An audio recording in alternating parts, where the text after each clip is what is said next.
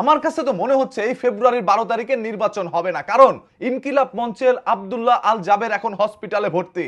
ঢাকা 18 আসনের এমপি স্বতন্ত্র প্রার্থী মহিউদ্দিন রনিও কিন্তু ইতিমধ্যে হসপিটালে ভর্তি। তাকে নির্মম ভাবে কিছুক্ষণ আগে পুলিশ লাঠিচার্জ করে, তার অবস্থা খুবই গুরুতর। সেরকম ভাবে ইনকিলাব মঞ্চের অসংখ্য স্টুডেন্টরা এখন কিন্তু হসপিটালে ভর্তি। ইভেন রাত যত অন্ধকার হচ্ছে, রাত যত গভীর হচ্ছে, তত রাস্তায় যাদেরকে পাচ্ছে তাদের উপরে লাঠিচার্জ করা হচ্ছে, যেন নির্বাচনের আগে কোনো ধরনের আন্দোলন কাউকে করতে দেওয়া হবে না।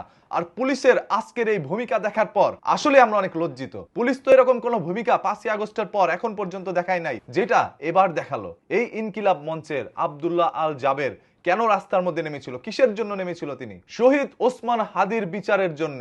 সেইখানে উপস্থিত ছিলেন ওসমান হাদির স্ত্রী, সন্তান, তারাও কিন্তু দৌড়ে রাস্তা থেকে সরে যায়, কারণ হয়তোবা হাদির মতো তাদেরও আজ জীবন যাইতো। একটি শুক্রবারে ওসমান হাদির জীবন যায়, সেরকম ভাবে আব্দুল্লাহ আল জাবেরকেও কিন্তু গুলিবিদ্ধ করা হয়। কিছু পুলিশ সদস্যর মুখে বলতে শোনা যায়, আয় তোরা ওসমান হাদির লাশ নিয়ে যা। মানে একজন পুলিশ সদস্য কতটা ক্ষিপ্ত এই সকল ছাত্রছাত্রীদের উপরে, সেটা হয়তোবা আজকে আপনারা প্রমাণ পেয়েছেন। তাই এই সকল কিছু দেখে আমার কাছে মনে হচ্ছে বাংলাদেশের সামনের পরিস্থিতি, মানে নির্বাচনের আগে যে 5-6 দিন সময় আছে, এই পরিস্থিতিগুলো খুবই অস্থিতিশীল পরিবেশ সৃষ্টি হতে পারে। এই যে দেখলেন আজ ইনকিলাব মঞ্চের যে সকল আন্দোলনকারীরা ছিল, তাদেরকে যেইভাবে আঘাত করা হয়েছে, তারা এখন হসপিটাল থেকে বের হয়ে আসবে, বা তাদের এই দেখা দেখি অসংখ্য মানুষ এখন রাস্তায় বেরিয়ে যাবে।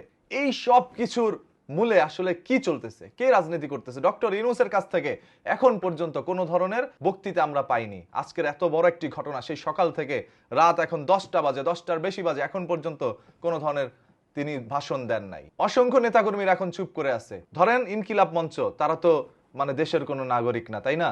তাই তো দেশের প্রত্যেকটি রাজনৈতিক দল আজ চুপ। অথচ এই সকল বাচ্চা কাচ্চারাই, যাদেরকে আপনারা বাচ্চা কাচ্চা বলছেন, এরাই কিন্তু এই নতুন স্বাধীনতা নিয়ে আসছে। যারা কোনোদিন কথা বলার সুযোগ পায় নাই, তারা আজ কথা বলার সুযোগ পাচ্ছে এদের জন্য। অনেক মানুষ ছিল যারা জেলের মধ্যে ছিল, পোস্তে ছিল, তাদেরকে বের করে আনছে জেল থেকে এই সকল শিক্ষার্থীরা। আজ তারা যখন পুলিশের হাতে এরকম ভাবে নির্যাতিত হচ্ছে, তখন প্রত্যেকটা নেতাকর্মী চুপ করে আছে। বুঝছেন তো বাংলাদেশের অবস্থা আপনারা? ভাই একটু সতর্ক থাকেন। সত্যি কথা বলার দরকার নাই, সত্যি কথা বললে কারো জীবন ঠিক থাকে না। ঢাকা 18 আসনের মহিউদ্দিন রনি ভাই যেরকম ভাবে, মানে বলতে পারবো না, আমি ভিডিওটা দেখাইতে পারতেছি না রেস্ট্রিকশনের কারণে। সেই ভিডিওটা যদি আপনারা একবার দেখেন, আপনার ভিতরটা কেঁপে উঠবে। একজন মানুষের এরকম ভাবে, মানে একটা কুত্তারও তো মানুষ এরকম ভাবে পেটায় না, যেরকম ভাবে মহিউদ্দিন রনিকে আঘাত করেছে।